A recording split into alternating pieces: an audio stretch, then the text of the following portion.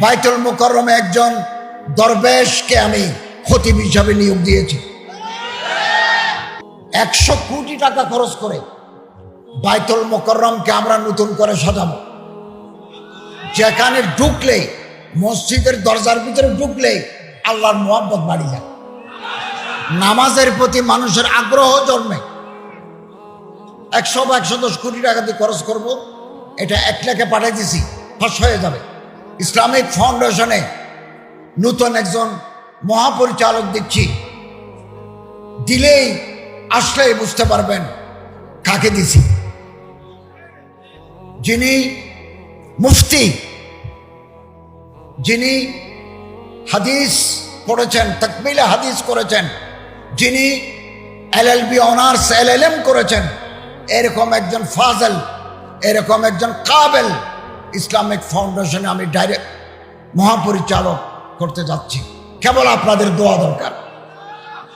সব কাজ গুছিয়ে আনতেছি এবং মন্ত্রণালয়ে একটা গতি আনার চেষ্টা করছি।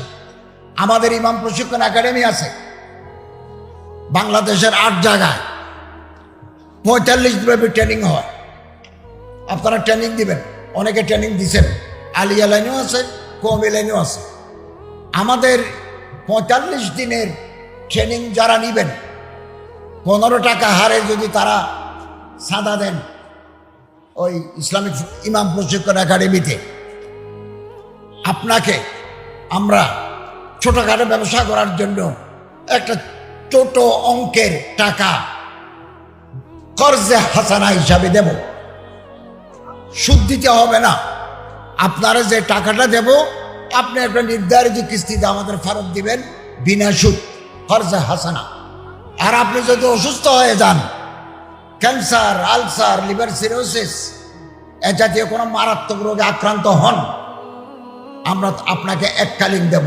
কোটি টাকা আমরা বাজারে দিয়েছি, কোটি টাকা সুদমুক্ত। এবং এই যে টাকা আগে আমরা দিতাম, এটার সংখ্যায় কম, আমরা আগামী মিটিংয়ে এই সংখ্যা আরো বাড়াবো। এবং আমাদের মসজিদ ভিত্তিক গণপাঠাগার আছে সারা বাংলাদেশে। কিছু অনিয়ম আছে, অনিয়মগুলো চিহ্নিত করছি। আমাদের মডেল মসজিদ আমরা তৈরি করব 560টা মডেল মসজিদ।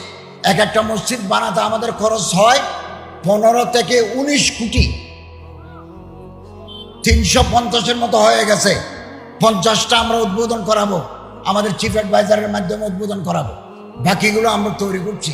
এগুলো টাকা দিয়ে আমরা তৈরি করে গৃহায়ন ও গণপূর্ত মন্ত্রণালয়। মাঝে মধ্যে একটু অনিয়ম হয়, ছাদ থেকে পানি পড়ে, ভালো করে এসি চলে না। আপনাদের এই নরসিংদী জেলায় প্রতিটি থানায় আমাদের একটা করে মডেল মসজিদ আছে। কোথাও যদি কোনো ত্রুটি বিচ্ছুতি থাকে, আপনারা আমাদের লিখুন, তদন্ত কমিটি গঠন করেছি, টিম এসে এগুলো দেখবেন, যারা দোষী তাদের বিরুদ্ধে ব্যবস্থা নেবেন। এভাবে বিভিন্ন সেক্টরে আমরা কাজ করে যাচ্ছি, বিভিন্ন সেক্টরে। এবং এই প্যাগোডা ভিত্তিক শিশু শিক্ষা, মন্দির ভিত্তিক শিশু শিক্ষা, গির্জা ভিত্তিক শিশু শিক্ষা, এগুলো চলছে। এগুলো সব আমার মন্ত্রণালয়ের অধীনে। আলহামদুলিল্লাহ, যেখানে যেটা করা দরকার আমরা সেখানে করছি। 100 কোটি টাকা খরচ করে বাইতুল মুকাররমকে আমরা নতুন করে সাজাবো।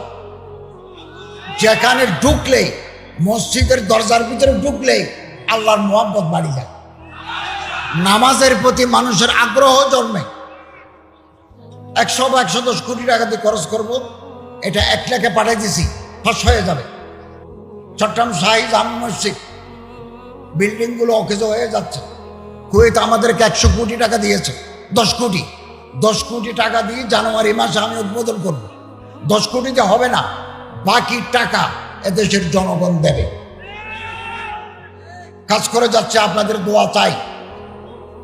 আমাদের আল্লাহ না করুন, আল-আয়াজ বিল্লাহ, আল্লাহ না করুন, কোনো কারণে যদি এই গভর্নমেন্ট অন্তর্বর্তীকালীন সরকার ব্যর্থ হয়, এই জাতির উপরে কালো অন্ধকার নেমে আসবে। আমরা রাস্তা দেখতে পাবো না, রাস্তা হারিয়ে যাবে। আলেম ওলামা, পীর মাশায়েখ, জোয়ামা, নোকাফা, ওরাবা, ওরাফা, এগুলো জাতির সম্পদ। এক একজন আলেম সমাজের আলোকবর্তিকা। এক একটা মাদ্রাসা নূরের মরকজ, এলমের মরকজ। আল ইলমু নূরুন, নূরের মরকজ। আমাদের যে কোনো মূল্যের বিনিময়ে এই মাদ্রাসা, এই মসজিদ, এই খানাকা, এই হেফজখানা আমাদের টিকিয়ে রাখতে হবে। পৃথিবীর ইতিহাসে ইন্না নাহনু নাযালনা যিকরা ওয়া ইন্না লাহু লাহাফিজুন, আল্লাহ তাআলা বলেন এই কিতাব আমি নাযিল করেছি, এই কিতাবের হেফাজতকারী স্বয়ং আমি আল্লাহ। সোভিয়েত ইউনিয়নে 70 বছর কোরআনের তালিম দিতে দেয় নাই বলশেভিক আন্দোলনের নেতারা, গর্বাচব, ওনারা দেন নাই। 70 বছর পরে আবার সেন্ট্রাল এশিয়ায়, সোভিয়েত ইউনিয়নে, মুসলিম অধ্যুষিত এলাকায় হাদিস কোরআনের তালিম শুরু হয়েছে। তুরস্কে একজন কামাল আতাতুর্ক, কামাল পাশা আতাতুর্ক নামে এক লোক 50 বছর আরবি ভাষায় আজান দিতে দেয় নাই, মেয়েদের হেজাব পড়তে দেয় নাই। আগে তুরস্কের ভাষা ছিল আবজাদ হাওয়াস, আলিফ বা তাসা। উনি করেছিলেন রোমান, ABCD, এবং মসজিদ আল ফাতেকে বানিয়েছিল জাদুঘর। আলহামদুলিল্লাহ, ওখানে একজন ভালো শাসক আছেন, এরদোগানের যিনি পীর, উনি শেখ মাহমুদ আফিন্দি, ওনাকে তুরস্কের শেখুল হিন্দ বলা হয়। উনি এসে দেশ আবাদ করে দিয়েছেন। বিপদ আসবে, 50 বছর মানুষকে অপেক্ষা করতে হয়েছে। আবার সেই সোনালী ঐতিহ্য ফিরে আসছে। আমাদের এই বাংলাদেশে বারবার পরিবর্তন হয়, অনেক সময় আমরা বিপদে পড়ি, কথা বলতে পারি না, অনেক প্রবলেম হয়। একথা মনে রাখবেন, এই দিন দিন নয়, আরো দিন আছে। এখন আমরা সারা বাংলাদেশে বলেছি, কোনো মাহফিল করার জন্য পারমিশনের প্রয়োজন নাই। আমাদের গালি দিচ্ছে, আমরা এগুলো শুনছি। আমি তো বারবার কথা বলছি, আমাদের এই ইন্টারিম গভর্নমেন্ট, সময় কম আমাদের হাতে। আমরা চারিদিকে কিছু সংস্কার সম্পন্ন করে একটা পরিস্থিতি, যদি একটা কর্ডিয়াল কনজেনিয়াল অ্যাটমসফিয়ার যদি আমরা তৈরি করতে পারি, as early as possible, আমাদের চিফ অ্যাডভাইজার সাহেব নির্বাচনের তারিখ ঘোষণা করে। বহু বছর পরে মানুষ, এদেশের জনগণ তার নির্বাচিত প্রার্থীকে, তার পছন্দের প্রার্থীকে ভোট দিয়ে জয়যুক্ত করতে পারবেন। এই যে পলিটিক্যাল কালচার, এটা ধ্বংস হয়ে গেছে। ব্যাংক দেউলিয়া, ব্যাংকে কোনো টাকা নাই। আমাদেরকে আবার 22,000 কোটি টাকা ছাপিয়ে ব্যাংকে টিকিয়ে রাখতে হচ্ছে। কি নাজুক পরিস্থিতি।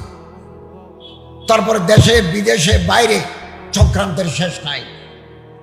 আমরা যদি ঐক্যবদ্ধ থাকি, ইনশাআল্লাহ আজিজ, যে কোনো ধরনের চক্রান্ত, ষড়যন্ত্র আমরা ব্যর্থ করে দিতে বাধ্য, আমরা সক্ষম হব এটা। এবং এদেশের মানুষ জনগণের পক্ষে আছে, এবং ছাত্ররা, বৈষম্য বিরোধী ছাত্ররা এটা ইতিহাস তৈরি করেছেন আমাদের। আমরা পাঠ্য বইতে এই বৈষম্য বিরোধী আন্দোলনের চ্যাপ্টার দিয়েছি, যাতে মানুষ জানতে পারে যে এরকম একটা বিপ্লব 2024 সালে হয়েছে। মানুষ আসে, মানুষ যায়, ক্ষমতায় মানুষ আসে, ক্ষমতা থেকে বিদায় হয়। আমরা আছি, কদিন পরে নাই। আগে যারা ছিল তারাও নাই, আগামী দিনে যারা আসবেন তারাও কিছুদিন পরে থাকবেন না। কিন্তু দেশের টাকা লুট করে বিদেশে বাড়ি করা কোন দেশপ্রেমিকের কাজ হতে পারে না। বাংলাদেশের কোন আলেম, মূল ধারার কোন আলেম এই দেশের টাকা লুট করে বিদেশে বাড়ি করেছে, সিঙ্গেল ইনস্ট্যান্স নজির নাই। এবং আলেম ওলামারা সারাটি জীবন মানুষের চরিত্র সংশোধন, মানুষের মধ্যে আখলাকে হামিদা, চরিত্রের গুড ভার্চুস ভালো গুণাবলী মানুষের মধ্যে যাতে জাগ্রত হয় সে মেহনত করে গেছে। এবং আখলাকে রজিলা, মানুষের চরিত্রের বিরুদ্ধে খারাপ অভ্যাস আছে, এগুলোকে দূর করার জন্য ওনারা মেহনত করে যাচ্ছে। আমি ফাউন্ডেশনের মাধ্যমে আমরা সিলেট, মৌলভীবাজার, সুনামগঞ্জের মতো 8টা জেলায় জীবন হাওড় অঞ্চলে, হাওড় মানে যেখানে পানি আছে, হাওড় অঞ্চলে জীবন মান উন্নয়ন ও জীববৈচিত্র্য সংরক্ষণ আমার একটা প্রকল্প আছে। যে অকারণে মাছ মারা, কারণে খাঁকড়া নষ্ট করে দেওয়া অথবা গাছ কাটা অকারণে, প্রয়োজনে কাটবে, এগুলোকে আমরা উদ্বুদ্ধ করছি, জনগণকে উদ্বুদ্ধ করছি। বহুমুখী কাজ আমাদের রয়েছে, আমরা কাজ করে যাচ্ছি। আপনাদের পরামর্শ চাই, সহযোগিতা চাই এবং আপনাদের দোয়া চাই, আল্লাহ তাআলার রহমত চাই। ইনশাআল্লাহ আজিজ, আমরা যদি ঐক্যবদ্ধ থাকি, একতলাপ থাক না, আপনি এক মাদ্রাসার ছাত্র, আমি আরেক মাদ্রাসা, আপনি এক পীর সাহেবের মুরিদ, আমি এক পীর সাহেবের মুরিদ, আপনি একটা তরিকা মানেন, আমি আর এক তরিকা মানি, আপনি আমিন বিল জাহের বলেন, আমি আমিন বিসরি করি, থাকুক না একতলাপ। কিন্তু জাতি, মিল্লত, দ্বীনের স্বার্থে আমাদের কমন এনিমির বিরুদ্ধে কালেমায়ে তাইয়্যিবার তলে আমরা সবাই এক এক এক থাকবো ইনশাআল্লাহ। আল্লাহ তাআলা আমাদের তৌফিক এনায়েত করুন, আমিন। ওয়া আখিরু দাওয়ানা আলহামদুলিল্লাহি রাব্বিল আলামিন।